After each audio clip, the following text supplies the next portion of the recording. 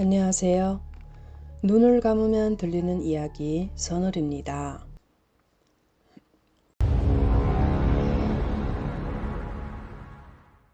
한 18세 소녀는 사람의 두개골로 목걸이를 만든 후 자신의 목에 착용했습니다. 이 목걸이의 두개골은 그녀의 같은 반 학생일 것입니다. 그는 한 학생을 잔인하게 살해하고 두개골을 떼어내 목걸이를 만들었습니다. 그녀는 천사의 얼굴을 하고 이런 악마 같은 짓을 저질렀습니다. 결국 그녀는 미국 역사상 최연소 사형수가 되었습니다. 오늘은 두개골로 목걸이를 만든 악마 소녀에 대해 알아보겠습니다. 1976년 3월 10일 한 소녀가 미국 웨스트 버지니아주에서 태어났습니다. 그의 이름은 파이크. 파이크가 태어나고 한 달이 되지 않았을 때 그의 아버지는 아내와 딸을 버리고 새로운 가정을 꾸렸습니다. 그리고 파이크의 어머니 한센 또한 매일 술을 먹고 금지 약물을 복용하며 어린 파이크를 전혀 상관하지 않았습니다. 그래서 파이크는 어릴 때부터 줄곧 외할머니와 생활했습니다. 외할머니는 그를 매우 사랑했습니다. 파이크가 외할머니와 함께 살았던 그 시절은 파이크가 평생 가장 행복했던 시기라고 할 수 있습니다. 그런데 파이크의 외할머니가 암으로 돌아가셨을 때 당시 12살이었던 파이크는 자신의 부모를 찾아가야 했습니다. 파이크의 아버지 그린 파이크는 절대 파이크를 원하지 않으며 그와의 관계를 완전히 끊으려고 했습니다. 파이크는 자신의 어머니 한센을 찾을 수밖에 없었습니다. 어머니도 딸을 키우는 걸 원하지 않았지만 결국 받아들이기로 동의했습니다. 하지만 어머니는 여전히 예전처럼 하루 종일 다른 남자와 함께 술을 마시고 금지 약물을 복용하고 있었습니다.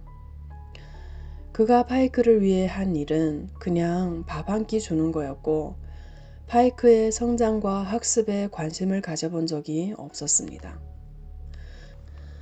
더 심각한 것은 이 엄마가 12살 딸에게 금지 약물을 같이 복용하라고 했다는 것입니다. 파이크의 어머니가 임신했을 때 술을 많이 마셨기 때문에 파이크는 태어날 때부터 뇌 전두염에 손상을 입었고 선천적으로 간질을 앓았으며 미래에 조울증을 앓게 될 가능성도 있었습니다. 한 번은 파이크의 간질병이 발병했습니다. 하지만 그녀의 어머니는 그녀의 생사를 전혀 신경 쓰지 않고 여전히 남자친구를 찾아 술을 마시러 나갔습니다.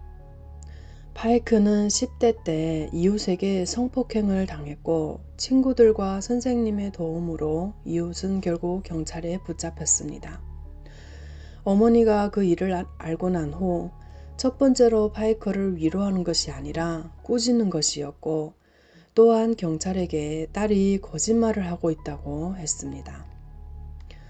엄마가 여태 만났던 남자친구들도 때때론 파이크를 폭력적으로 때리거나 괴롭히기도 했지만 이에 대해 파이크의 어머니는 전혀 신경 쓰지 않았습니다. 보통 사람들이 고양이나 강아지를 키워도 파이크의 엄마보다 더 정성을 들였을 것입니다.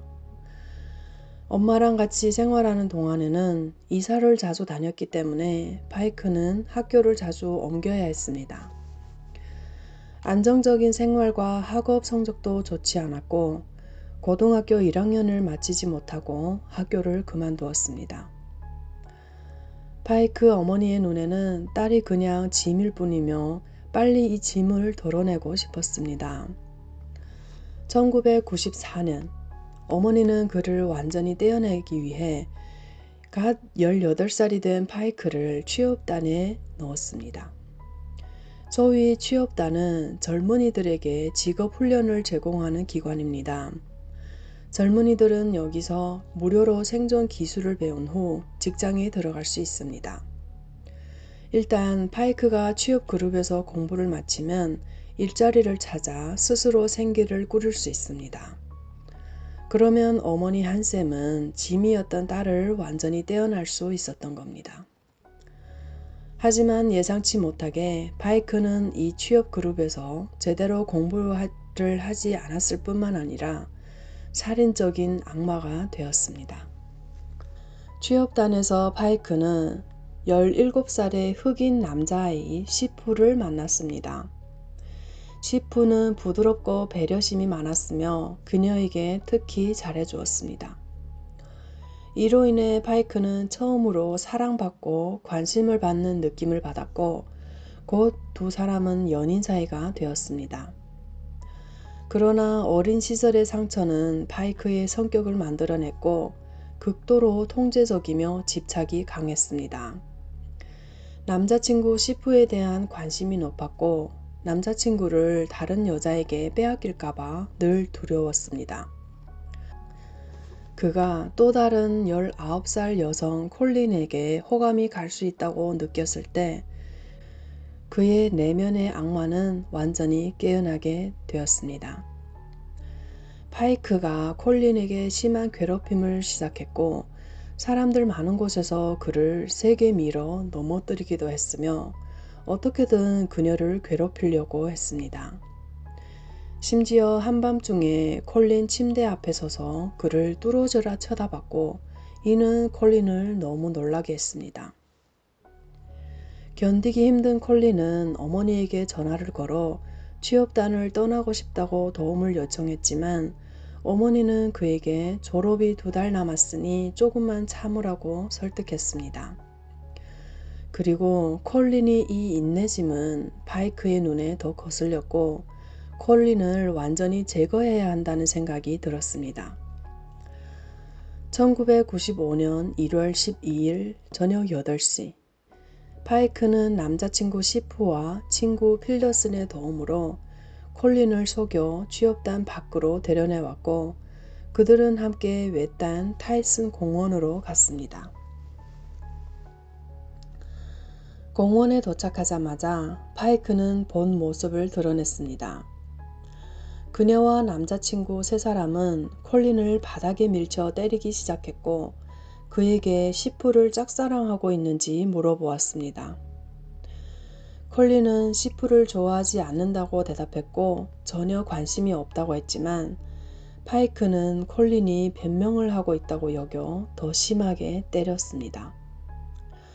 그는 콜린에게 상의를 벗게 한 후 들고 왔던 2자루의 칼을 꺼내 들었습니다.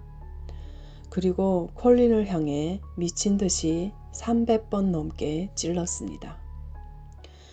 이후 보고서에 따르면 콜린이 입은 상처, 특히 가슴에 있는 별 모양의 베인 상처는 의식이 있는 상태에서 칼로 그은 거라고 했습니다.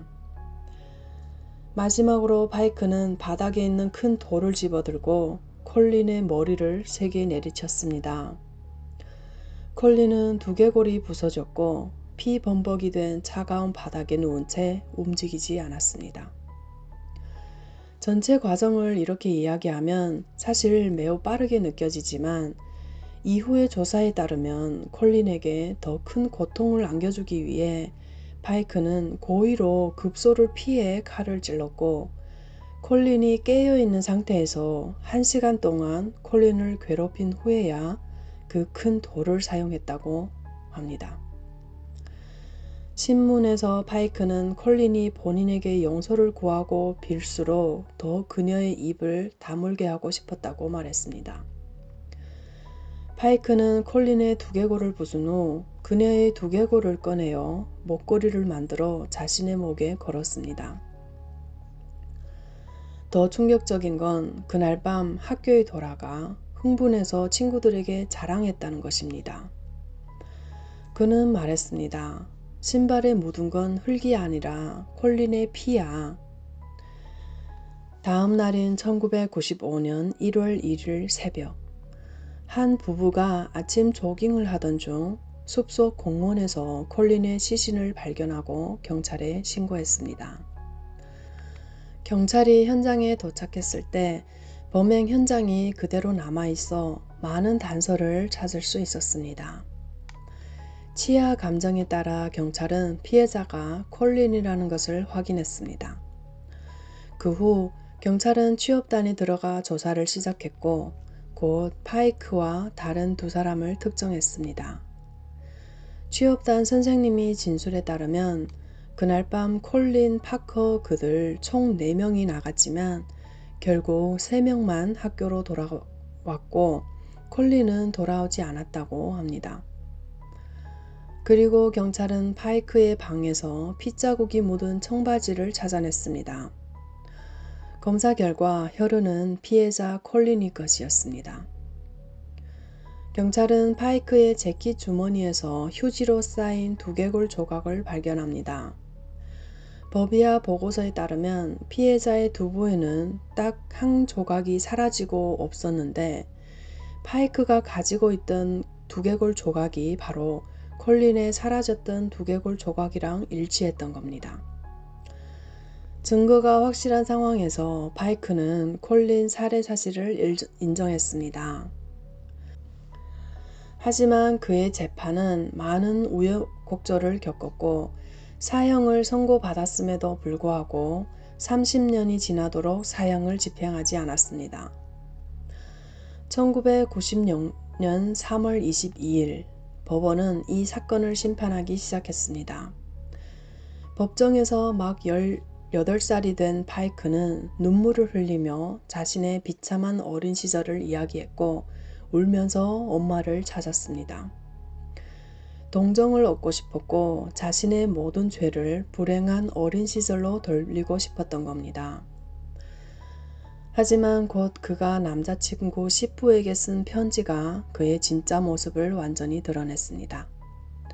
편지에는 내가 콜린에게 얼마나 잘하는지 알고 있어? 나는 일부러 그의 머리를 부수고 빨리 죽게 한 거지 고통스럽게 피를 많이 흘려 죽게 한 게 아니야. 편지에서 그는 자신의 착한 악마라고 자칭했고 게다가 파이크가 범행 후 친구들에게 자랑한 것은 파이크가 아무런 후회도 없다는 것을 증명합니다. 그가 법정에서 우는 것은 단지 동정을 얻기 위해서일 뿐입니다. 1996년 3월 30일 법원은 파이크의 살인 혐의를 유죄로 인정하고 사형을 선고했습니다. 그녀는 미국에서 사형이 재개된 이후 가장 어린 사형수가 되었습니다. 파이크의 남자친구 시프는 심판에서 콜린의 몸에 있는 별 모양의 반은 본인이 그은 거라고 인정했습니다. 그 당시 콜린이 살아 있었고 의식이 있었다는 것을 알아야 합니다. 왜냐하면 당시 시프는 17살이었고 미성년자였기에 결국 무기징역을 선고받았고 필더스는 당시 단지 감시 임무를 도왔으며 사건 발생 후 증인으로 나와 파이크를 지목하여 결국 6년의 집행유예를 선고받았습니다. 영상에서 볼 수 있듯이 파이크는 마치 착한 소녀처럼 행동하지만 실제로 그는 매우 위험합니다. 그는 감옥에서 하마터면 한 사람을 죽일 뻔한 적이 있었습니다. 2001년 8월 파이크가 있는 교도소에서 화재가 발생하여 파이크는 다른 2명의 여성 수감자와 함께 수감되었습니다. 그들은 각각 나타샤와 존스입니다. 어느 날 나타샤와 존스가 말다툼을 벌였고 그들이 내는 소음은 파이크를 자극했습니다. 파이크는 갑자기 신발끈을 들고 존스의 목을 꽉 조여 하마터면 그를 목졸라 죽일 뻔했습니다. 교도관이 제때에 도착한 덕분에 사고가 더 발생하지 않았습니다. 사건 후 파이크는 살인미수로 인해 형기가 25년 증가했습니다. 하지만 사형 선고를 받은 파이크에게는 아무런 타격이 없었습니다. 그 후 파이크는 감옥의 위험 인물이 되었습니다. 독방에 갇히고 항상 수갑을 채워야 했으며 교도관도 그를 보면 매우 조심스러워할 정도였습니다. 파이크는 탈옥을 시도한 적도 있습니다. 파이크는 편지를 통해 한 펜팔 친구를 알게 되었고 친구 이름은 도널드였습니다. 파이크가 어떤 방법을 사용했는지는 모르겠지만 도널드가 그에게 매우 빠져들게 했고 심지어 그는 파이크의 탈옥을 돕기 위해 저스틴이라는 교도관에게 뇌물을 주기도 했습니다. 결국 탈옥 계획이 조기에 폭로되었고 도널드는 7년형을 선고받았으며 그 교도관은 해고되었습니다. 파이크는 증거가 부족해서 이번 재판은 피해갔습니다.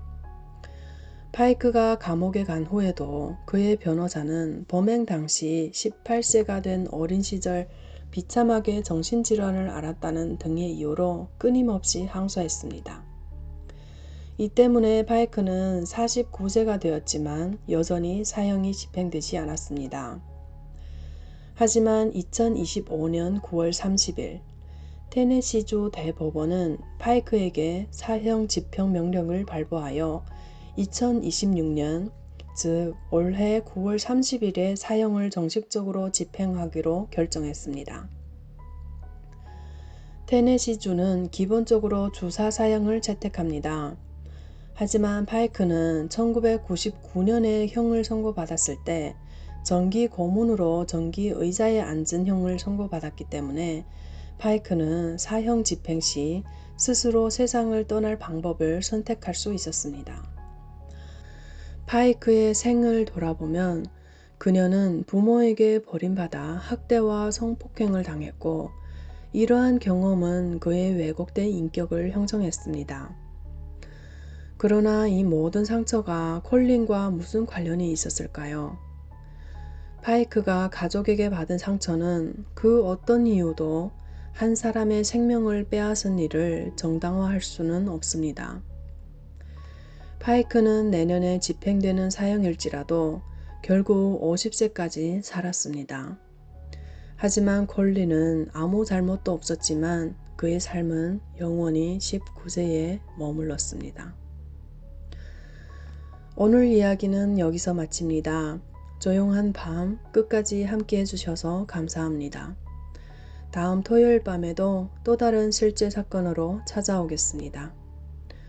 구독과 좋아요 알림 설정으로 이 채널을 함께 해주세요.